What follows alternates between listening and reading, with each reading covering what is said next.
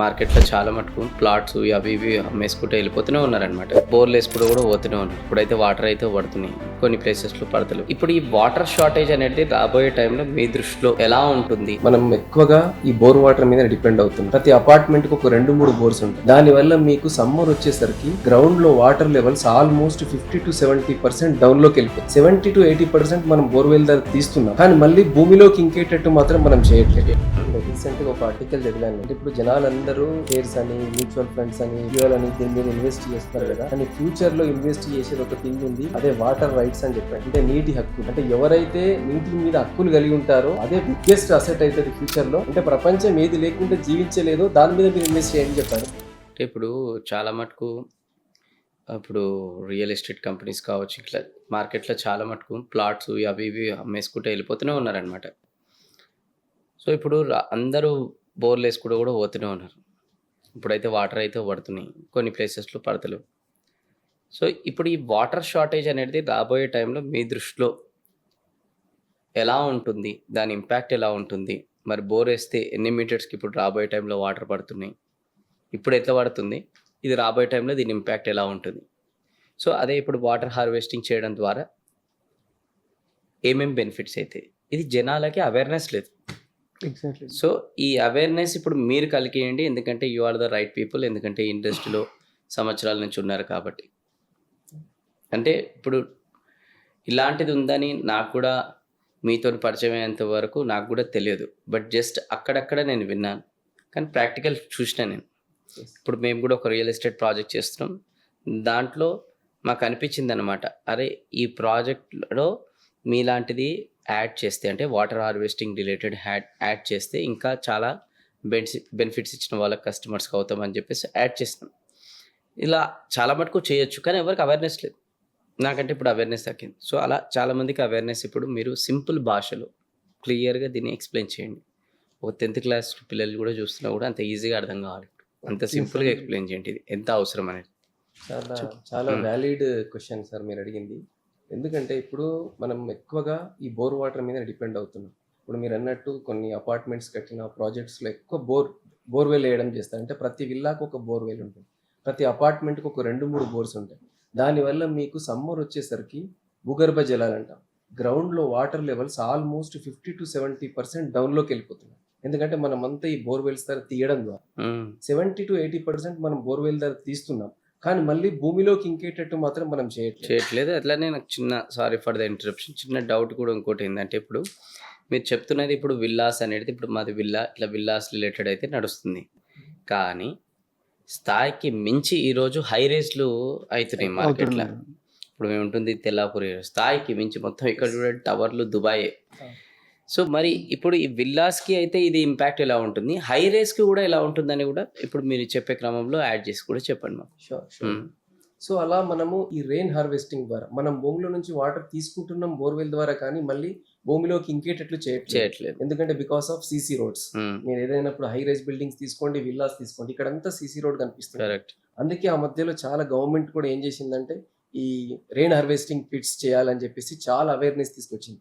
అంటే మనం ఒక డెడికేటెడ్ ప్లేస్ అలొకేట్ చేసి దానిలో ఒక 4-5 టైప్స్ ఆఫ్ శాండ్ ఉంటుంది. అంటే ఇంత 5 ఫీట్స్ డెప్త్, ఇంత 4.5 ఫీట్స్ వెడ్త్ లో ఒక పిట్ తీసి మనం దానిలో శాండ్స్ ఉంటాయి, ఒక 4-5 టైప్ శాండ్ ఉంటుంది. పెబల్స్ అని, గ్రావెల్స్ అని, ఫైన్ శాండ్ అని.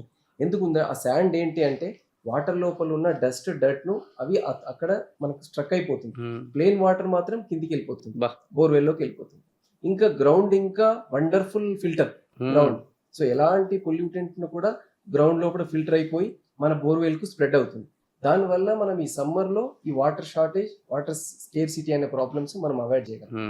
ఇంకా coming to high rise buildings, అది ఇంకా ఎక్సలెంట్ క్వశ్చన్ అండి. ఎందుకంటే ఆ హై రైజ్ బిల్డింగ్స్ లో ఇప్పుడు గవర్నమెంట్ ఏం చేసిందంటే ఒకప్పుడు వాటర్ స్కేర్సిటీని దృష్టిలో పెట్టుకొని వాళ్ళకు ఖచ్చితంగా STP అనేది వాళ్ళు పెట్టుకోవాలి. అంటే సీవేజ్ ట్రీట్మెంట్ ప్లాంట్ అనేది mandatory. At the time of building construction only they need to take permission from government. మీ దృష్టిలో ఇప్పుడు ఎంతవరకు ఇది ఇంప్లిమెంట్ చేస్తున్నారు? ఇప్పుడు కొత్తగా వచ్చే ప్రాజెక్ట్ లో అసలు STP లేకుండా పర్మిషన్ ఇవ్వట్లేదండి గవర్నమెంట్. ఖచ్చితంగా వాళ్ళ STPకి గవర్నమెంట్ ఇంత ప్లేస్ అలొకేట్ చేయాలని చూపిస్తే వాళ్ళ గ్రౌండ్ లో ఒక ప్లేస్ లో వాళ్ళు ఆ ప్లేస్ అలొకేట్ చేయాలి డెడికేటెడ్ గా. దానిలో ఈ సీవేజ్ ట్రీట్మెంట్ ప్లాంట్ పెట్టాలి. ఓకే. వాళ్ళ కిచెన్ వేస్ట్, వాళ్ళ వాష్రూమ్ వేస్ట్ మొత్తం ఒక పిట్ లో కలెక్ట్ చేస్తారు. ఓకే. చేసి ఆ తర్వాత స్టేజ్ బై స్టేజ్, ఇప్పుడు నేను ఎస్టీపీ అన్నాను కదా, దానిలో స్టేజ్ బై స్టేజ్ ఫిల్టర్ ఉంటుంది దానిలో. సో ఆ వాటర్ ఒక స్టేజ్ నుంచి ఒక స్టేజ్ ఫిల్టర్ అవుతూ వస్తుంది. ఎట్లయితే కొంచెం ఎలాబరేట్ చేయండి. ఇప్పుడు మీరు ఒక ఎస్టీపీ కనుక తీసుకుంటే దానిలో ఫస్ట్ వచ్చేసి ఎంబీబీఆర్ టెక్నాలజీ అని ఉంటుంది. అంటే మూవింగ్ బెడ్ బయోరియాక్టర్ అనే ఒక టెక్నాలజీ ఉంటుంది. మనం ఏదైతే ఇప్పుడు ఈ డిఫరెంట్ టైప్స్ లో నుంచి బిల్డింగ్స్ వచ్చిన వాటర్ని ఒక పిట్ లో కలెక్ట్ చేసిన తర్వాత ఆ మూవింగ్ బెడ్ బయోరియాక్టర్స్ కి ఇది పంపిస్తాం. అంటే దానిలో ఏముంటుందంటే ఏరియేషన్ ఉంటుంది, కింద నుంచి ఫుల్ గా ఎయిర్ బబుల్స్ వస్తూ ఉంటాయి. ఎయిర్ బబుల్ ఎందుకు వస్తుందంటే దానిలో మనం ఒక బ్యాక్టీరియాని డెవలప్ చేస్తున్నాం, లైవ్లీ బ్యాక్టీరియాని డెవలప్ చేస్తున్నాం. ఎందుకంటే మన కిచెన్ వేస్ట్, సీవేజ్ వేస్ట్, ఇదంతా గ్రే వాటర్ ఇవంతా మిక్స్ అవుతూ వస్తుంది. దీనిలో lot of nitrogen, bacteria waste ఉంటుంది. ఇప్పుడు ఇదంతా అక్కడ మనం ఏదైతే ఎంబీబీఆర్ ట్యాంక్లో బిల్డ్ చేస్తున్నాం బ్యాక్టీరియా లైవ్లీ, ఈ బ్యాక్టీరియా ఇది అనేది బ్యాక్టీరియాకు ఫుడ్గా యూజ్ అవుతుంది. మన వాటర్ లోపల ఉన్న ఈ స్లడ్జ్ అనొచ్చు, దానిలో అన్ని డిఫరెంట్ టైప్ ఆఫ్ వేస్ట్ ఉంటుంది. ఇదంతా బ్యాక్టీరియాకు ఫుడ్గా కన్వర్ట్ అవుతుంది. ఎప్పుడైతే బ్యాక్టీరియా దీన్ని ఫుడ్గా కన్జ్యూమ్ చేసుకొని ఫ్రీ వాటర్ ఇంకొక స్టేజ్లోకి వదులుతుంది. అక్కడ దాన్ని ట్యూబ్ సెట్లర్ అంటాం, క్లారిఫైయర్ అని కూడా అంటాం. అక్కడ ఏం జరుగుతుందంటే వాటర్ స్టేజ్ బై స్టేజ్ కింద బాటంలో సెటిల్ అయిపోతుంది, ప్లెయిన్ వాటర్ ఇంకొక స్టేజ్లోకి వెళ్తుంది. అక్కడ ఏం చేస్తామంటే శాండ్ ఫిల్టర్, కార్బన్ ఫిల్టర్ పెడతాం. అంటే వాటర్లో ఏమైనా కెమికల్ కంటెంట్స్ ఉన్నా, కలర్ ఉన్నా, స్మెల్ ఉన్నా అక్కడ రిమూవ్ అయిపోతుంది. దాన్ని టెరిషియరీ ట్రీట్మెంట్ అంటాం. టెరిషియరీ ట్రీట్మెంట్ అవుట్లెట్లో మనం క్లోరినేషన్ చేస్తాం. అంటే ఇంకేమైనా బ్యాక్టీరియా ఉంటే అక్కడ అరెస్ట్ అవుతుంది. అది కూడా స్కిప్ అయిపోతుందని డౌట్ వస్తే యూవీ సిస్టమ్ పెడతాం. అంటే అల్ట్రా వైలెట్ రేస్ ద్వారా మనం వాటర్ లోపల ఉన్న బ్యాక్టీరియాని కిల్ చేసి ఈ వాటర్ని మనం ఫ్లషింగ్కి, గార్డెనింగ్కి వాడుకోవచ్చు. అంటే మీరు ఇప్పుడు పర్ డే ఒక 10,000 వాటర్ కన్జ్యూమ్ చేస్తున్నారు అనుకోండి, ఒక విల్లాకు ఒక 2-3 ఫ్లాట్స్ కలిపి, అందులో 50% వాటర్ అంటే 5,000 లీటర్ వాటర్ మనం దాన్ని రీసైకిల్ చేయొచ్చు. చేసి మనకు చాలా పెద్ద పెద్ద లాన్స్ ఉంటాయి. ఇప్పుడు మీరు తీసుకుంటే కనుక చాలా లాన్ ఉంది, చాలా గ్రీనరీ కనబడుతుంది. వీటన్నిటికీ మనం దాన్ని చేయొచ్చు. ఇప్పుడు మీరు ఐరైజ్ బిల్డింగ్స్ అన్నారు, అందులో ఆల్మోస్ట్ 150-200 ఫ్లాట్స్ ఉంటాయి. ప్రతి ఒక్కరికి ఫ్లషింగ్ ఉంటుంది. ఈ వాటర్ని మనం సపరేట్గా టెర్రస్ పైన ఒక 20,000 లీటర్ కానీ 10,000 లీటర్ ట్యాంక్స్ పెట్టుకొని ఈ వాటర్ని ఫిల్టర్ చేసిన వాటర్ని అక్కడికి మనం డైవర్ట్ చేసి అన్ని వాష్రూమ్స్కి మనం ఫ్లషింగ్కి కనెక్ట్ చేయొచ్చు.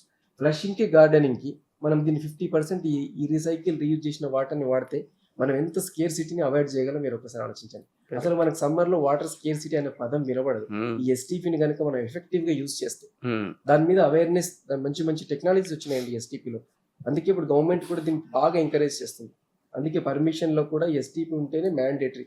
మళ్ళీ గవర్నమెంట్ అఫీషియల్స్ కూడా వస్తున్నారు, మీరు ఎస్టీపీ అక్కడ కన్స్ట్రక్ట్ చేశారా లేదా, అప్పుడే వాళ్ళకు ఆక్యుపెన్సీ సర్టిఫికేట్ ఇస్తారు, ఓసీ ఆ బిల్డింగ్కి. అప్పటి వరకు ఇవ్వట్లేదు. సో అంత గవర్నమెంట్ దృష్టిలో కూడా ఈ ఎస్టీపీ, రీయూజ్, రీసైకిల్ అనేది అంత మ్యాండేటరీ థింగ్గా అయిపోయింది. అండ్ రెయిన్ వాటర్ హార్వెస్టింగ్ కూడా వెరీ ఇంపార్టెంట్. ఒకప్పుడు మనము 50 feet 100 feet బోర్ అయ్యగానే వాటర్ వచ్చేది, స్వీట్గా ఉండేది. ఇప్పుడు ఈ వాటర్ స్కేర్సిటీ వల్ల 500,000 మొత్తం లోపలికి వెళ్ళిన తర్వాత కూడా మనకు వాటర్ రావట్లేదు. వచ్చిన వాటర్ కూడా బోర్ వాటర్ చాలా హార్డ్ వాటర్ వస్తుంది. సో అందుకే రెయిన్ వాటర్ హార్వెస్టింగ్ వల్ల బెనిఫిట్ అనేది ఫస్ట్ నా పర్సనల్ ఎగ్జాంపుల్ చెప్తాను. ఒకటి 2014లో ఇండిపెండెంట్ హౌస్ తీసుకున్నాను. బిఫోర్ గోయింగ్ అందులోకి గృహప్రవేశం ముందే రెయిన్ వాటర్ హార్వెస్టింగ్ లేదు. అందులో హార్వెస్టింగ్ ఒకటి తయారు చేసుకున్న తర్వాత బోర్ పక్కన ఇంజనీర్ సహాయంతో పెట్టుకున్న తర్వాత ఇంట్లోకి మేము వెళ్ళాం అన్నమాట. ట్రస్ట్ మీ 2014 నుంచి ఇప్పటి వరకు ఒక వాటర్ ట్యాంక్ కూడా తెప్పించలేదు. మేము అందులోకి డిసెంబర్లో వెళ్ళాము. ఫిబ్రవరి నుండి మా గల్లీలోకి వాటర్ ట్యాంకర్స్ రావడం స్టార్ట్ అయిపోయినాయి ఆల్రెడీ. అక్కడ అంత వాటర్ స్కెర్సిటీ ఉంది మా ఏరియాలో. బట్ మా ఇంట్లో మాత్రం ఇంతవరకు వాటర్ ట్యాంక్ తెప్పించలేదు. That is the best example from my end. Great. ఇప్పుడు మీరు చాలా గ్రౌండ్ వర్క్ చేస్తుంటారు కాబట్టి, మీరు రీసెర్చ్ చేస్తుంటారు కాబట్టి అవి తెలుసు. ఇప్పుడు కామన్ పీపుల్కి ఏముంటుంది, ఏమున్నాయి, నీళ్ళు ఉన్నాయి, వాడుకుంటాం, ఉంటాయి కదా. సముద్రం అంటే భూమి కన్నా ఎక్కువ ఏమున్నది, సముద్రమే ఉంది, నీళ్ళు ఎక్కువ ఉన్నాయి, వాడుకుంటాం, నీళ్ళకి ఏం కోలుతుంటాం అని ఈ కామన్ యాటిట్యూడ్ ఎక్కువ ఉంది జనాలకి. సో దీని మిత్ని బ్రేక్ చేయాలి మేము. నీళ్ళు ఎక్కువ ఉన్నంత మాత్రాల్లో నీళ్ళు దొరుకుతాయని గ్యారంటీ లేదు. సో దాన్ని మనం ఎందుకు కాపాడుకోవాలి, అసలు మనం ఎందుకు రెస్పాన్సిబిలిటీ? అంటే దీనికి ఒక పాయింట్ సార్, అంటే రీసెంట్గా ఒక ఆర్టికల్ చదివాను నేను. Okay. Rich dad poor dad రచయిత ఎవరవుతున్నారో రాబర్ట్ కియోసకి, ఆయన ఒక మాట చెప్పాడు. అంటే ఇప్పుడు జనాలందరూ షేర్స్ అని, మ్యూచువల్ ఫండ్స్ అని, ఫ్యూయల్ అని దీని మీద ఇన్వెస్ట్ చేస్తున్నారు కదా, కానీ ఫ్యూచర్లో ఇన్వెస్ట్ చేసేది ఒక థింగ్ ఉంది, అదే వాటర్ రైట్స్ అని చెప్పాడు. అంటే నీటి హక్కులు. అంటే ఎవరైతే నీటి మీద హక్కులు కలిగి ఉంటారో అదే బిగ్గెస్ట్ అసెట్ అవుతుంది ఫ్యూచర్లో. Hmm. మీరు ఇన్వెస్ట్ చేస్తే వాటర్ రైట్స్ మీద ఇన్వెస్ట్ చేయండి అని ఒక మాట చెప్పాడు. Hmm. అంటే వాటర్ అనేది ఫ్యూచర్లో ఎంత కీ రోల్ ప్లే చేయబోతుంది, అంటే ఎంత ఎసెన్షియల్ థింగ్గా మారబోతుంది అనేది ఆయన మాటల్లో చెప్పాడు. అంటే ప్రపంచం ఏది లేకుండా జీవించలేదో దాని మీద మీరు ఇన్వెస్ట్ చేయండి చెప్పాడు. దానిలో ఫస్ట్ థింగ్ వాటర్ రైట్స్ తీసుకోండి అన్నాడు. అంటే ఫ్యూచర్లో ఎవరైతే వాటర్ రైట్స్ తీసుకున్నారో వాడు ఇంకా మిలియనేర్ అనమాట. అంటే వాడి మీద డిపెండెన్సీ, అంటే మీరు ఇస్తే, మీ పర్మిషన్ ఇస్తే మేము వాటర్ తీసుకుంటాం. అది కూడా ఎలా అంటే మరి ఆ వాటర్లో మనం తీసుకోవాలి అంటే దాన్ని ఎంత ఫిల్టరేషన్ మెథడ్స్లో వాళ్ళు స్టోర్ చేయాలి. కరెక్ట్. అంటే మా వాటర్ ట్రీట్మెంట్, వాటర్ ఫిల్టరేషన్ అనేది ఏ విధంగా కీ రోల్ ప్లే చేయబోతుంది Yes. ఫ్యూచర్లో. దానికి ఒక చిన్న ఎగ్జాంపుల్, మనం ఒక 15-20 ఇయర్స్ బ్యాక్ కనుక వెళ్తే వాటర్లో ఫ్లోరైడ్ ప్రాబ్లమ్స్ వల్ల ఒక నల్గొండ డిస్టిక్ మొత్తం సఫర్ అయింది. కరెక్ట్. ఫ్లోరైడ్ కంటెంట్ వాటర్ తాగడం వల్ల ఫ్లోరోసిస్ డిసీజ్ వచ్చేసి వాళ్ళ ఎముకలు గుల్లబారడం, ఎముకలు విరిగిపోవడము, వాళ్ళ టీత్ పైన ఒక ఎల్లోయిష్ లేయర్ రావడం, అది ఎనామిల్ దెబ్బతినడం, ఇలాంటివి జరిగాయి. దాన్ని ఎవరికి అవేర్నెస్ లేదు. అంటే వాటర్లో ఫ్లోరైడ్ కంటెంట్ ఇంత పర్సెంటేజ్ ఉంటే ప్రాబ్లం వస్తుందని ఎవరికి అవేర్నెస్ లేదు. లేదు. ఎప్పుడైతే ఈ వాటర్ ట్రీట్మెంట్ డెవలప్ అయ్యి, అంటే దీని వెనుక సైంటిస్టులకు చాలా కృషి ఉంది. ఎప్పుడైతే ఈ రివర్స్ ఆస్మాసిస్ ప్లాంట్, దాన్ని మనం షార్ట్కట్లో ఆర్ఓ ప్లాంట్ అంటున్నాం, ఇప్పుడు విలేజ్లో ఎక్కడ చూసినా కూడా ఆర్ఓ ప్లాంట్ వాటరే తాగుతారు. దాన్ని 20 లీటర్స్ బబుల్ ఫామ్లో ఇస్తారు, 1 లీటర్ ఇస్తారు. ఇప్పుడు ఎగ్జాంపుల్ టాటా వాటర్ ఉంది, బిస్లరీ ఉంది, కిన్లే ఉంది. ఇవన్నీ వాటర్ వచ్చింది ఆర్ఓ ప్లాంట్ నుంచి ఫిల్టరేషన్ వచ్చిన వాటరే. అంటే అక్కడ ఆర్ఓ ప్లాంట్లో పారామీటర్స్లో ఫ్లోరైడ్ ఎంత ఉంది, క్లోరైడ్ ఎంత ఉంది, టీడీఎస్, వీటన్నిటిని అది రిమూవ్ చేస్తుంది. ఏవైతే ఎసెన్షియల్ మినరల్స్ ఉంటుందో ఆ వాటర్లో యాడ్ చేసి అలా సప్లై చేయడం ద్వారా ఇప్పటి వరకు 98% ఆ ఫ్లోరైడ్ అనేది లేకుండా పోయింది. అంటే ఇప్పుడు ఆ ఫ్లోరోసిస్ వ్యాధి అనేది ఆ డిస్ట్రిక్ట్లో లేకుండా పోయింది. సో దట్ ఈస్ ద అంత పవర్ఫుల్ ఉందన్నమాట ఈ వాటర్ ట్రీట్మెంట్ వెనక ఇంపార్టెన్స్. అందరూ అనుకుంటారు ఇప్పుడు మన అర్త్ పైన, భూమి పైన వచ్చేసి 70% వాటర్ ఉంది, 30% మనకు భూమి ఉంది. 70% వాటర్ ఉంది కానీ అది డ్రింక్ చేయడానికి పనికిరాదు. అది సముద్రం నీరు, అది మొత్తం కంప్లీట్గా. మనకు పోర్టబుల్ వాటర్ వచ్చేసి 2 to 3% మాత్రమే ఉంది. సో ఆ వాటర్ని మనం ఎంత క్వాలిటీగా, ఎంత జాగ్రత్తగా వాడుకుంటే మన ఫ్యూచర్ జనరేషన్ అంత బాగా ఉపయోగపడుతుంది. ఒకప్పుడు మనం వాటర్ డైరెక్ట్గా డ్రింక్ చేసేవాళ్ళం, బోర్ నుంచి తీసుకొని అక్కడే కొట్టేసుకొని కుళాయిలో పట్టుకుని తాగేవాళ్ళం. ఇప్పుడు ఆ పరిస్థితి ఉందా? లేదు. సో మనమే వాటర్ని పొల్యూట్ చేసుకుంటున్నాం, మనమే ఎయిర్ పొల్యూట్ చేసుకుంటున్నాం, మనమే ఎన్విరాన్మెంట్ పొల్యూట్ చేసుకుంటున్నాం. సో ఇదంతా కూడా ఇప్పుడు ఏంటంటే, ఇప్పుడు కూడా మనం అవేక్ అవ్వకుండా ఉంటే మన ఫ్యూచర్ జనరేషన్ ఏదైతే ఉంటుందో, మన మనవరాలు ఎవరైతే ఉన్నారో వాళ్ళకి క్వాలిటీ వాటర్ ఉండదు, వాళ్ళు క్యాప్సూల్స్ తీసుకోవాలి. అది మీరేమంటారు శ్రీనివాస్ గారు? సో ఈ వాటర్ స్కార్సిటీ అనేటువంటిది ఎప్పుడు చూసినా ఇది ఒక బిగ్ ఛాలెంజ్ లాగానే అవుతుంది.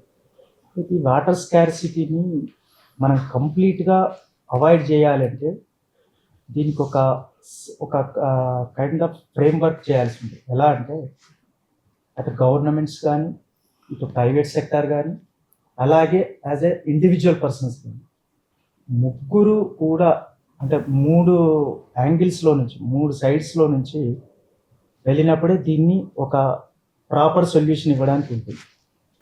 ఫర్ ఎగ్జాంపుల్ ఎలా అంటే, కొన్ని కంట్రీస్లో మనం అంటే చదువుతుంటాం, పేపర్లో ఆర్టికల్స్లో ఇస్తుంటారు. కొన్ని కంట్రీస్లో వెహికల్స్ని వాటర్ని కడగడం అనేటువంటిది బ్యాన్. అంటే లిమిటెడ్గానే ఒక ప్రాపర్ వేలో దాన్ని వాష్ చేసుకోవాలి. సో అలాంటి సిచ్యువేషన్స్ ప్రపంచం, మనం ఒకరే కాదు, మన కంట్రీయే కాదు, ఇది మొత్తం టోటల్ వరల్డ్ ఈ ఛాలెంజ్ని ఫేస్ చేస్తుంది. సో ఇది చేయాలి అంటే, ఒకటి వాటర్ని, వేస్ట్ వాటర్ని రీసైకిల్ చేసి రీయూజ్ చేయడం. రెండవది వాటర్ హార్వెస్టింగ్ సిస్టమ్స్ని డెవలప్ చేయడం. మూడవది ఇండివిజువల్గా, ఇప్పుడు ఫర్ ఎగ్జాంపుల్ నేను మా ఆఫీస్లో చెప్తూ ఉంటాను, నేచర్ని ప్రొటెక్ట్ చేయడానికి. ఎలా అంటే, మనం ఒక లిమిటెడ్ ఒక 20 లీటర్స్ అనేటువంటిది వాటితోనే స్నానం చేసి ముగించేసుకోవాలి. ఉంది కదా అని చెప్పేసి మనం ఎక్కువ వాడకూడదు. ఆ మధ్యలో ఒకసారి పేపర్లో చదివాను, ఒక అతను 2 లీటర్స్తో మాత్రమే స్నానం చేసి కంప్లీట్ చేస్తారంట, చెన్నై అనుకుంటాను మేబీ. సో ఈ స్కార్సిటీ ఏ ఒక్క పర్సన్తోనో, ఏ ఒక్క ఆర్గనైజేషన్తోనో, లేకపోతే ఓన్లీ గవర్నమెంట్తోనో, లేకపోతే ఓన్లీ ప్రైవేట్ సెక్టార్తోనో కాదు. ఇదంతా ఏంటంటే ఒక సెంట్రలైజ్డ్ యూనిఫైడ్ మెకానిజం అనే విధంగా చేస్తేనే బాగుంటుంది.